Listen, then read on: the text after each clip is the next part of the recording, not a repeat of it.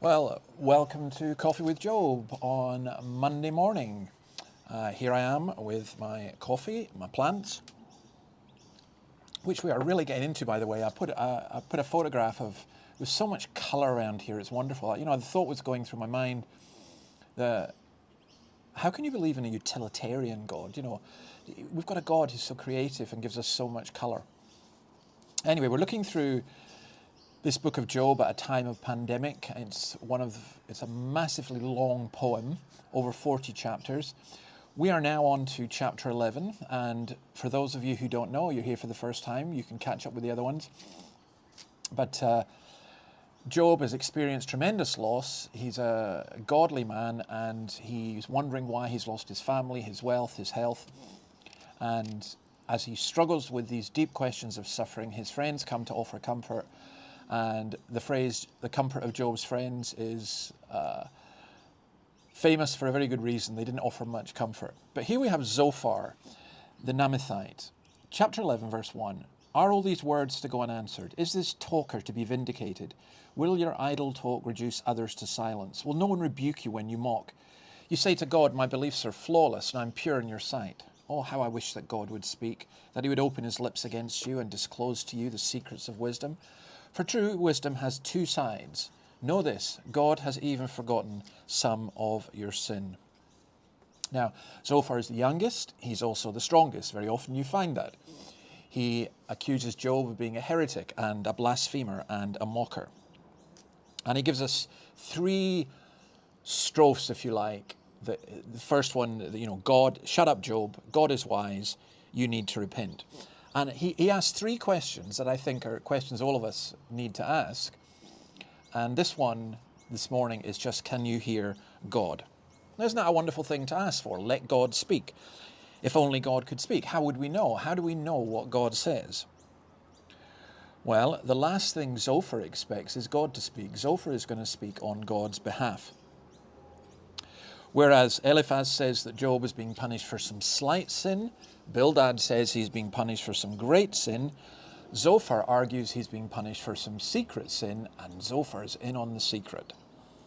It's an example of how not to argue. Look at verse 6. Know this, God has even forgotten some of your sin.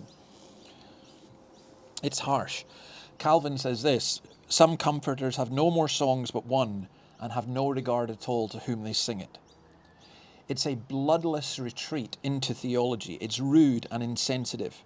He points to the mercy of God and says you should be thankful. God is actually being nice to you. You deserve a lot worse. Zophar is an insolent, intellectual prig. He's just come out of college and he knows it all. He's done his theological training and he knows it all. He never lets facts interfere with his theories. When I came out of college as a young 24-year-old minister, I went to do a Bible study in a village called Embo near Dornoch. I was minister in Brora.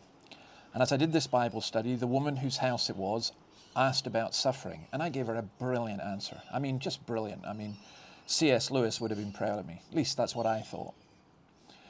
When we finished the Bible study, she went into the kitchen. And the other people at that study looked at me and said, do you know who that is? I said, no. And they said, that's Richard's mum. Richard was a severely handicapped boy. He'd received some kind of injection which hadn't worked, and he was quite famous. The BBC, I think, had made a documentary about him. His mother had suffered so much and given up so much to care for him. Well, I went into the kitchen and I said to her, I am so sorry. I had no idea who you were. And she looked at me and just smiled and said, that's all right, son. You'll learn. Well, I guess I was like Zophar in that.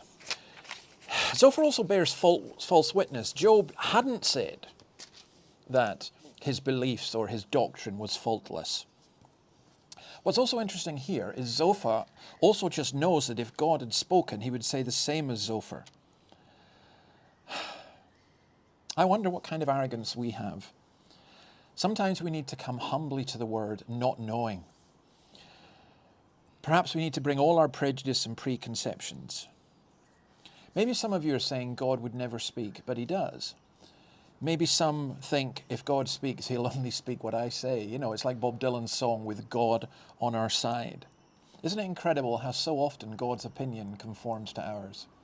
Maybe we need a bit more humility, and maybe we do need to listen, but we certainly don't need the arrogance and the presumption of Zophar.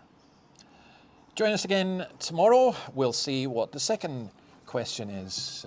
May God bless you. Enjoy whatever day it is, wherever you are. God bless you.